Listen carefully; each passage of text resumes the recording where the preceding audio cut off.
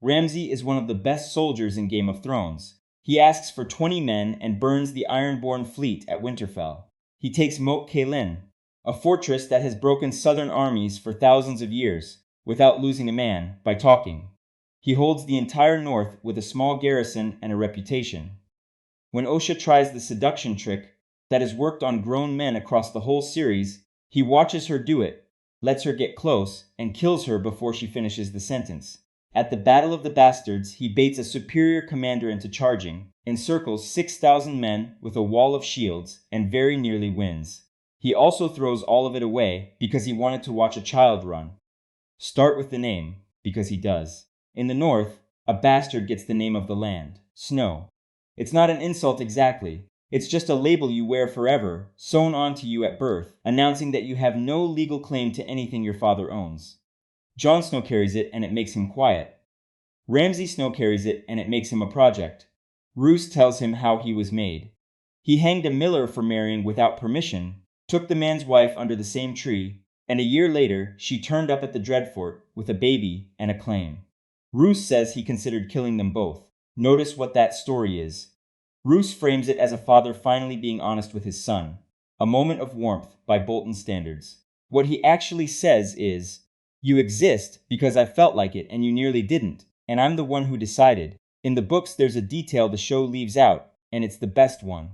The Boltons sent a servant to that mill, a filthy man who never washed, and everyone called him Reek because of the smell. He became the boy's companion. He was, as far as we can tell, Ramsay's first friend and first teacher, and the two of them did things in the woods around the Dreadfort that eventually got Reek killed. During the escape, Ramsay put on the dead man's clothes and answered to the dead man's name until it was safe to be himself again.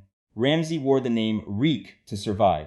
Hold on to that. What he does to Theon Greyjoy is the most carefully constructed thing in the series, and almost none of it is about pain. Theon is captured after Winterfell, and then for most of a season, he's in a room. He doesn't know where. He doesn't know who has him. He doesn't know what day it is. Men come in and hurt him, and he doesn't know why. And then a young man arrives, cheerful and helpful, and cuts him loose. There's a horse. There's a ride through the night. There are men chasing them, and the young man kills them, and Theon is nearly free. Then the ride ends where it started, and the helpful young man was always the one who owned the room. Everything after that is aftershock. The fingers, the knife, the thing he takes that can't be given back. But the hinge is the false rescue, because that's where Theon stops being able to trust the inside of his own head. Hope is now something that gets used against him.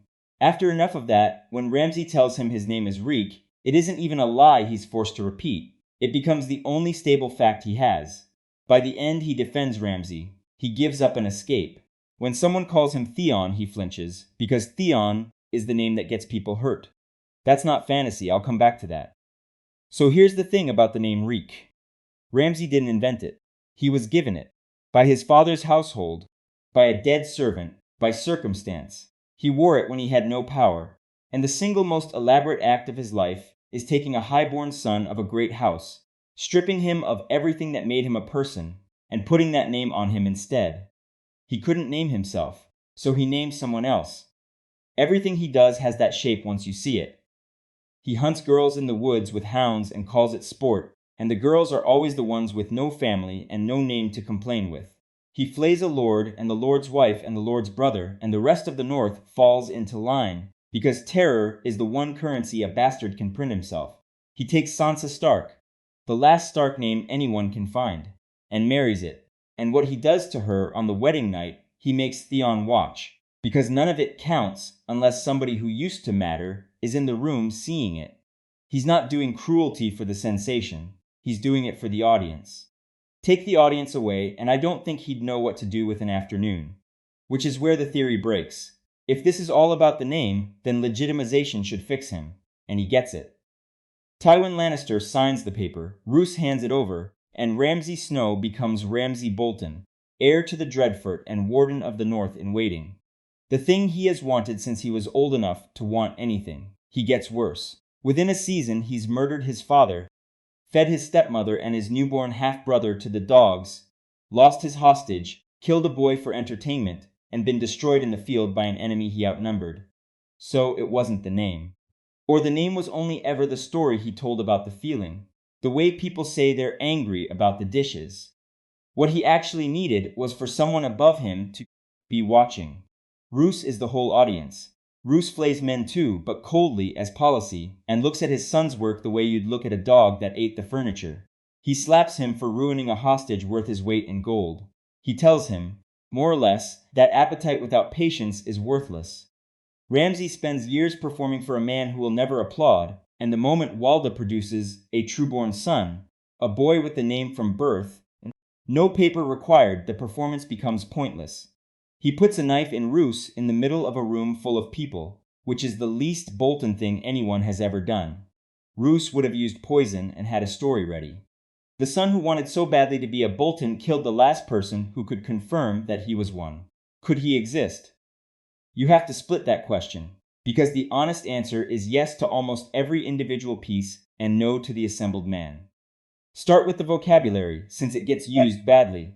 Psychopath isn't a diagnosis you'd find in a clinical manual. The closest official category is antisocial personality disorder, and psychopathy proper is a research construct, scored on a checklist, measuring things like shallow emotion, grandiosity, poor impulse control, and a total absence of guilt. Sadistic personality disorder was proposed as a category in the late 80s, sat in an appendix, and got dropped, partly because psychiatrists worried it would show up in court as an excuse. Which means the thing Ramsay most obviously has is the one thing the profession decided not to formally name. There's a nice irony in that I don't want to oversell. What research does support is that sadism exists as a measurable ordinary trait, spread thinly through normal populations. People have run studies where subjects choose between unpleasant tasks, and a reliable minority pick the one that involves hurting something, and enjoy it, and aren't otherwise remarkable. Not monsters. Cowworkers. Then there are the documented cases at the far end. A man in Alaska in the 70s abducted women, released them into the wilderness, and hunted them down with a rifle. The Tansy scene, minus the dogs and the castle. Interrogators in a dozen regimes have used the exact method Ramsay uses on Theon: isolate, disorient, remove all control over time and body, deliver pain on an unpredictable schedule, offer rescue, withdraw rescue, then reward compliance until the person volunteers. That's not a writer's invention. That's a technique with a literature. So the parts are real. The problem is the concentration. Real people who enjoy this usually can't do it at Ramsay's volume without either hiding it inside a normal life or being handed a uniform and a war. And the ones who do get the uniform mostly aren't Ramsays. The uncomfortable finding from research into massacre units, men studied after the fact, ordinary policemen, middle-aged, no history of violence, is that most of them weren't sadists at all. They were unremarkable men who were given permission and didn't want to look weak in front of the other men. Very few needed to be persuaded. Very few enjoyed it either. That's the actual shape of real atrocity. Not one gleeful monster. Several hundred bored men and a chain of command. A real organization would also have removed Ramsay. He's expensive. He destroys assets, provokes enemies, and takes risks for pleasure that a competent operation can't absorb, which is precisely Roose's complaint about him for 2 straight seasons. The only reason he survives as long as he does is that his father is a lord and the law is whatever the lord says. Power doesn't create the sadist. It just converts him from a criminal into a policy. And that's the honest answer about realism. Ramsay is compressed.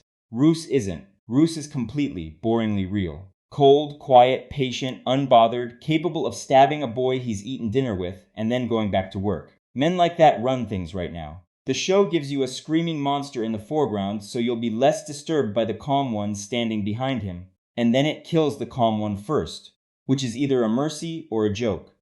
He dies in a kennel. The dogs are his. He raised them. He named them. He starved them into obedience, and he liked to say they were loyal. They were loyal to whoever fed them, which was the only theory of loyalty he ever had and the only one he ever tested. He'd told Sansa he hadn't fed them in 7 days.